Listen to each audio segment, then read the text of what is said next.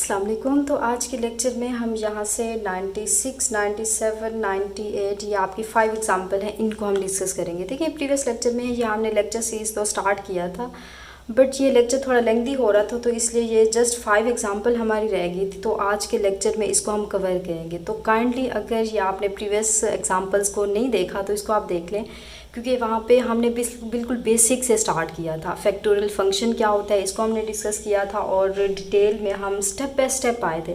बहुत ही easy example से हम टफ़ की तरफ आए थे। इनफैक्ट अब ये लास्ट वाले एग्जांपल्स जो है 96 के अलावा ये थोड़ी सी आपकी कंसेप्चुअल है। 96 जो है ये आपकी सिंपल सी एग्जांपल है। आप देखें प्रीवियस भी मैंने बोर्ड रेस नहीं किया। ये आपकी 95 एग्जांपल है। इसको हमने कंसेप्चुअल देखा था कि ये आपकी लिमिट कैसे एग्जिस्ट कर रही है। हम बेसिकली यहाँ पे लिमिट का, अब यहाँ पे किसी फंक्शन की लिमिट का और किसी सीक्वेंस की लिमिट का डिफरेंस भी हमने देखा था। इनफैक्ट सीक्वेंस की लिमिट का जो हमारा होगा वो इनफैक्ट हम बहुत डिटेल में अच्छे से सीक्वेंसेस को जो हम डील करेंगे वो रियल एनालिसिस के अंदर करेंगे। तो जस्ट यहाँ पे बात हो रही थी, थोड़ा सा मैंने आपको रिकॉल कर दिया था कि आपकी जो सीक्वेंस होती है उसकी लिमिट बेसिकली लिखा हुआ सेम होता है। सीक्वेंस की लिमिट का और यहाँ पे फंक्शन की लिमिट का डिफरेंस क्या होता है, मैं थोड़ा सा अगेन रिकॉल कर देती हूँ कि किसी फंक्शन की लिमिट का आपके पास ये मतलब होता है कि जो n टेंड टू इन्फिनिट होता है ना, वो जस्ट रियल नंबर को शो करता है। मतलब कि अगर मैं यहाँ पे लिमिट फाइंड कर रही हूँ तो इसके अंदर n टेंड टू इन्फिनिट कोई भी यहाँ पे फंक्शन है, तो हमें कैसे पता चलेगा ये सीक्वेंस की लिमिट है या फंक्शन की। सबसे पहली बात तो वो मेंशन होगा या सीक्वेंस को इस टर्म के अंदर क्लोज किया गया होगा फंक्शन को, तो वो सीक्वेंस बन जाती है। तो डिफरेंस ये होता है कि हम जब फंक्शन की लिमिट करते हैं तो उसके अंदर ऑल रियल नंबर्स को इंक्लूड करते हैं। मतलब 0 से इन्फिनिट तक लिमिट को चेक करते हैं, यहाँ से 0 से नेगेटिव इन्फिनिट, मतलब सारे ऑल रियल नंबर्स को हम चेक करते हैं। लेफ्ट हैंड लिमिट को भी देखते हैं, राइट हैंड लिमिट को देखते हैं। बट जब सीक्वेंसेस की बात होती है तो सीक्वेंसेस में जो ये n टेंड टू इन्फिनिट होता है, इसका मतलब होता है only set of natural numbers 1 2 3 so on and infinite. कुछ रियल केसेस आते हैं जिसके अंदर हम होल नंबर्स को भी प्रेफर करते हैं, मतलब हमारी 0 से स्टार्ट होकर इन्फिनिट तक जाती है। मतलब ये है कि जस्ट इसके अंदर राइट हैंड लिमिट की बात होती है, जस्ट ओनली नेचुरल नंबर्स की बात होती है। हम 0 से स्टार्ट करके या 1 से स्टार्ट करके इन्फिनिट तक जा रहे होते हैं, जस्ट पॉजिटिव नंबर्स, वो भी ऑल रियल नहीं, जस्ट ओनली नेचुरल नंबर्स को ले रहे होते हैं। तो ये डिफरेंस होता है हमारे किसी फंक्शन की लिमिट का और किसी सीक्वेंस की लिमिट का। अब मज़ीद डिटेल करनी है तो प्रीवियस लेक्चर में विद एग्जांपल हमने की थी। अगर इससे भी ज़्यादा अच्छे से आप करना चाह रहे हैं, सीक्वेंस की लिमिट, फंक्शन की लिमिट, डिफरेंस इसका, सीक्वेंस की लिमिट कैसे फाइंड करनी है, तो वो बहुत अच्छे से रियल एनालिसिस के अंदर हम कर रहे हैं। तो रियल एनालिसिस के आप लेक्चर्स जाके वहाँ पर उसकी प्ले लिस्ट है, उसके अंदर आप देख लें जाके। अच्छा, तो अब हमारी यहाँ पे बात हो रही थी एग्जाम्पल नंबर 96 की। तो 96 वन एग्जाम्पल के अंदर देखिए हमारे पास गिवन है, ऊपर हमारे पास आ रहा है n-3 होल का फैक्टोरियल और डिवाइजर में आ रहा है n-1। तो लकीली आपके यहाँ पे सिंपल से एग्जाम्पल आ गए, तो सिंपल से आप टफ की तरफ जाएंगे। अगर लास्ट लेक्चर आपने नहीं भी देखा तो ये आपको क्लियर हो जाएगा। अच्छा, अब फैक्टोरियल फंक्शन को एक्सपैंड करें तो अब देखिए अगर मैं इसको ऊपर एक्सपैंड करूं तो ऊपर ये n-3 हो जाएगा। अब इसमें से अगेन माइनस करते हैं। अब फैक्टोरियल कैसे ओपन करते हैं कि हर अगली टर्म को आप -1 करते जाते हैं। और अगर मैं डिवाइजर में एक्सपैंड करूं तो ये n-1 हो जाएगा, n-2। तो देखिए लेंथी हो रहा है, यहाँ पे ऊपर एक्सपैंड करने का कोई फ़ायदा नहीं है। ऊपर आप वैसे राइट कर लें। देखिए डिवाइजर में जब मैं ये n-3 यहाँ पे करूँगी तो फैक्टोरियल जो है यहीं पे मैं स्टॉप कर दूँगी, क्योंकि ऊपर हमारे पास एक्सपैंड अगर ना करें तो ये n का फैक्टोरियल जो है एज इट इज़ है। तो यहाँ पे हम कैंसिल कर सकते हैं। n-3 होल का फैक्टोरियल डिवाइजर में n-3 होल का फैक्टोरियल आया, ये कटिंग हो सकती है। जस्ट मैंने क्या किया, एक्सपैंड किया है n-1 के फैक्टोरियल को जस्ट 3 टर्म्स तक। 3 टर्म्स तक हमने क्यों किया, क्योंकि जब भी हमारी यहाँ पे कटिंग हो जाती है हम क्वेश्चन को सिंप्लीफाई करना चाह रहे हैं। आप वैसे एक्सपैंड करते जाएं, कटिंग तो सारी टर्म्स होगी, बट आपको क्वेश्चन जो होगा वो लेंथी हो जाएगा। अच्छा, तो अब देखिए अब आपके पास क्या बच गया, जस्ट ओनली डिवाइजर में बच गया n-1 इंटू n-2। अब आप इसको रेज कर दें तो आप देखिए हमारी लिमिट जो है, क्वेश्चन जो है वो ईजी हो गया है। तो यहाँ पे limit n tend to infinite आप एज इट इज़ लगा दें। अच्छा, अब इसके अंदर डायरेक्ट आप लिमिट को पुट करें तो ये इन्फिनिट -1 हो जाएगा और यहाँ से इन्फिनिट -2 हो जाएगा। तो अब डिवाइजर में इन्फिनिट -1 तो इन्फिनिट होता है, मल्टीप्लाई इन्फिनिट में से 2 को नेगेटिव करें तो अगेन इन्फिनिट आंसर जाएगा। इन्फिनिट को इन्फिनिट से मल्टीप्लाई करें तो हमें पता है ये भी इन्फिनिट होता है, तो 1/इन्फिनिट जो होता है वो आंसर 0 दे देगा। तो मतलब क्या हुआ, हमारी 96 एग्जाम्पल जो है इसकी लिमिट एग्जिस्ट कर रही है और इसका अप्रॉक्सीमेट आंसर कितना आ रहा है, 0 के इक्वल आ रहा है। अच्छा, अब नेक्स्ट वन एग्जांपल देखिए। अब इसके अंदर एक्सपेंड करते हुए थोड़ा सा आपने ख्याल रखना है, क्योंकि इसके अंदर हमारे पास 2n-1 टर्म्स आ रही है। इनफैक्ट ये मैंने क्वेश्चन आपको असाइन भी किए थे, होप सो आपने कर लिए होंगे। अगर नहीं किए या कोई मसला आ रहा है तो आज के लेक्चर में आप इसको देख सकते हैं। तो 97 एग्जाम्पल हम कर रहे हैं। अच्छा, तो ये n+1 होल का फैक्टोरियल, आप डिवाइसर में देखें 2n-1 का फैक्टोरियल आ रहा है। अच्छा, अब इसको कैसे करेंगे? सबसे पहले तो देखें, ऊपर तो हमारा सिंपल है। ऊपर अगर मैं देखूं, सबसे पहले ये हमारी limit n tend to infinite जो है ये एज इट इज़ आ जाएगी। और ऊपर जो हमारा सिंपल सा फैक्टोरियल है n+1 है। अगेन n+1 में से 1 माइनस करें तो n आ जाएगा, n के आगे एक्सपैंड करें तो n-1, ये n-2 एंड सो ऑन। या एंड पे हमारे पास कितनी 4 टर्म्स ओपन किए हैं, तो यहाँ पे 4, 3, 2 और 1 आ जाएगा। अच्छा, ऊपर तो हमारा था इजी। अब डिवाइज़र में ज़रा देखें इसको गौर से। तो 2n हम क्या करते हैं, एक माइनस करते जाते हैं। 2n-1 था फैक्टोरियल का, ये मतलब है। तो 2n-1 में से एक अगेन माइनस करेंगे तो यहाँ से -2 आ जाएगा एंड सो ऑन। अच्छा, अब जब एंड पे आप आएंगे तो एंड पे हमारी टर्म्स क्या बचती हैं? अगर एंड पे देखें तो सबसे पहली बात तो यहाँ पे 1 आएगा, 2 आएगा, 3 आएगा एंड सो ऑन, ये नंबर्स आएंगे। अच्छा, अब अगर मैं इससे भी प्रीवियस नंबर देखूँ तो इससे प्रीवियस मेरे पास n-2 आएगा। अब इससे भी प्रीवियस अगर मैं जाऊँ तो मेरे पास n-3 आएगा। ऐसे होगा ना, n-2 होगा, उसके बाद यहाँ पे n-3 होगा एंड सो ऑन। सॉरी, यहाँ पे n-2 है, उससे प्रीवियस अगर जाएं तो n-1 मतलब टर्म्स यहाँ पे डिक्रीज हो रही है। यहाँ पे n-1 है तो अगली टर्म n-2 होती है। तो यहाँ पे n-2 है, उससे पीछे हम जाए यहाँ पे 1 आ जाएगा। अच्छा, अगर उससे भी मैं प्रीवियस टर्म को देखूं तो वो हमारे पास यहाँ पे कितनी आ जाएगी, वो हमारे पास यहाँ पे n आ जाएगी। मैं ऐसा देखिए क्यों कर रही हूँ, ऐसा इसलिए कर रही हूँ क्योंकि देखिए मेरी टर्म्स यहाँ पे कटिंग हो रही है। यहाँ पे 1, 2, 3, 4, यहाँ पे 5 या 1 नंबर्स होंगे तो ये यहाँ से कैंसिल हो जाएंगे। n-2 से ये कट हो जाएगा, n-1 से ये कैंसिल हो जाएगा, n से ये कैंसिल हो जाएगा। अच्छा, अब अगर n से भी आप प्रीवियस टर्म को देखना चाह रहे हैं तो वो कैसे देंगे? तो देखिए हमारी टर्म जो है वो 2n से स्टार्ट हो रही थी। अब ये टर्म ज़रा आपने गौर से देखनी है। तो हमारी टर्म्स जो थी वो 2n से यहाँ पे स्टार्ट हो रही थी। तो अब अगर इससे भी मैं प्रीवियस नंबर देखूँ, n से भी प्रीवियस नंबर देखूँ, अब देखें n-2 जैसे था, इसमें से 1 नेगेटिव किया, अब इसमें से भी 1 नेगेटिव किया। आपको ऐसे भी क्लियर नहीं हो रहा तो आप इसको ऐसे कर लें कि देखिए 2n से हमारी स्टार्ट हो रही थी लिमिट, तो हमारे यहाँ पे ये क्या आ गया, ये यहाँ पे 2n आ गया। अच्छा, अब ये -2 कर रहे हैं, -1 कर रहे हैं एंड सो ऑन। आपकी टर्म्स जो होंगी यहाँ पे माइनस होते होते एट द एंड हम क्या कह सकते हैं, -2n में से आप n नंबर को माइनस कर रहे हैं। तो इट मीन्स n नंबर को माइनस कर रहे हैं तो देखिए बेसिकली ये वही आ गया। 2n - n करे तो ये वही n आ गया, जो -1 करते करते हमारे पास n आया तो वही आ गया।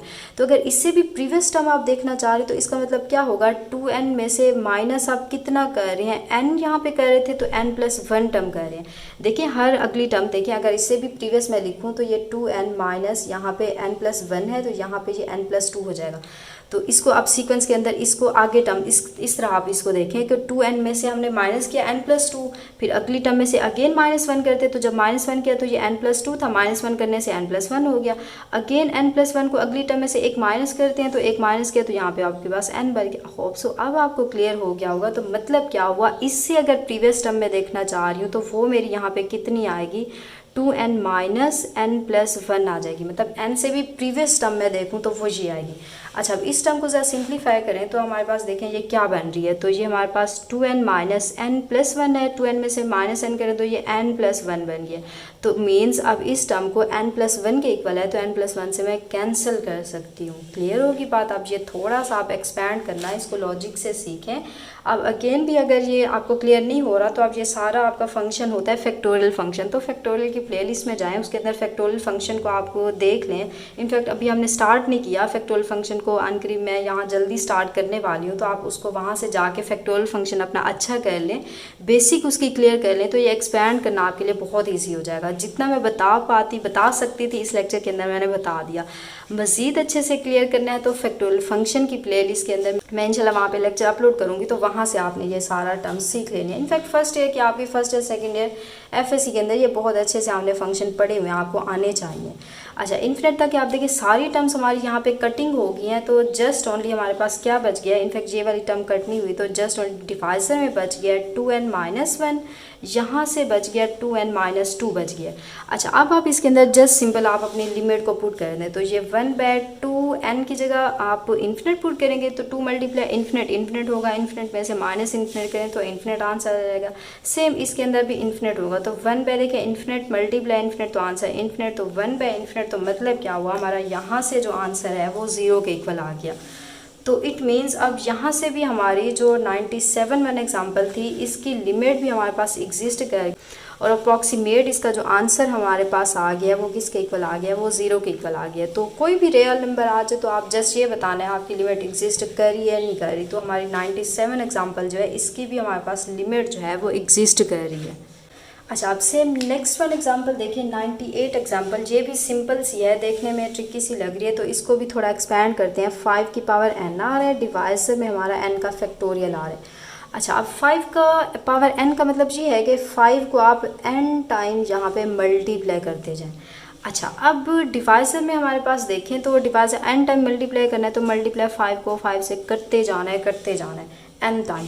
अच्छा, अब डिवाइसर में हमारे पास n का फैक्टोरियल, तो इसको एक्सपैंड करें n-1, ये n-2 and so on. And पे अगर मैं टाइम्स देखूं तो ये हमारे पास 5 हो जाएगा, यहाँ पे 4 हो जाएगा, 3 हो जाएगा, 2 हो जाएगा, 1 हो जाएगा एंड सो ऑन। अच्छा, तो अब देखिए 5 से कैंसिल, तो बाकी जो टर्म्स हमारे पास यहाँ से बचेंगी तो वो कुछ अब देखिए 5 से आगे भी होगा, 6 होगा, 7 एंड सो ऑन, ऊपर यहाँ भी 5 और होंगे।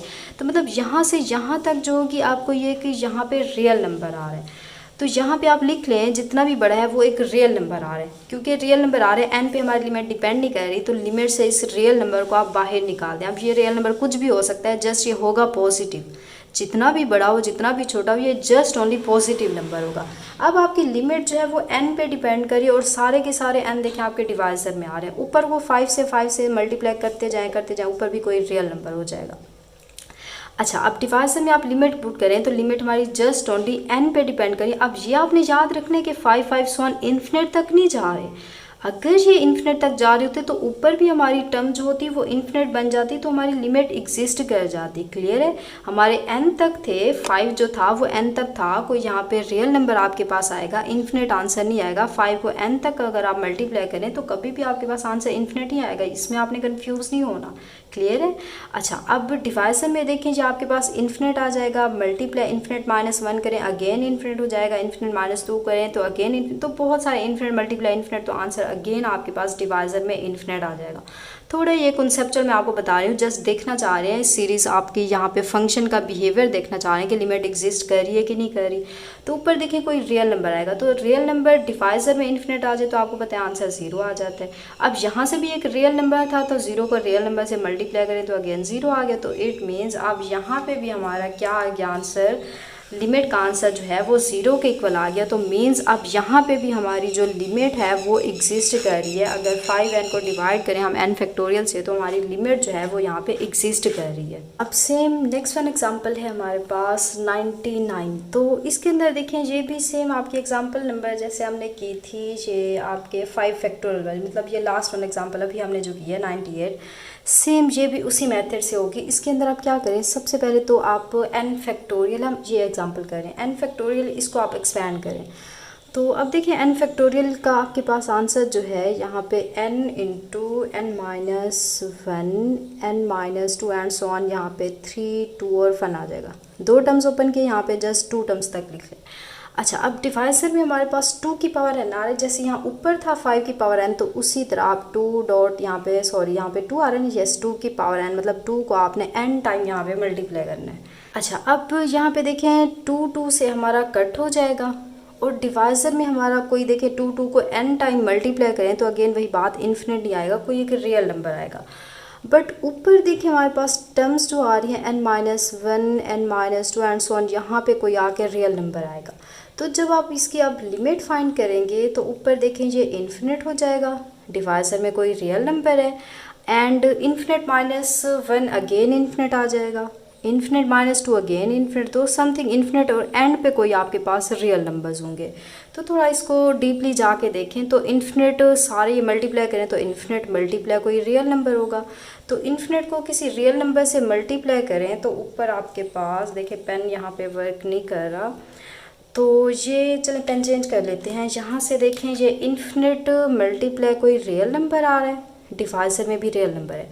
अच्छा, इन्फिनिट को किसी रियल नंबर से मल्टीप्लाई करें तो इन्फिनिट होगा, डिवाइज़र में आर है। अब इन्फिनिट को किसी रियल नंबर से डिवाइड करें तो अगेन इन्फिनिट होगा, उस पर मतलब कोई भी फ़र्क नहीं पड़ेगा।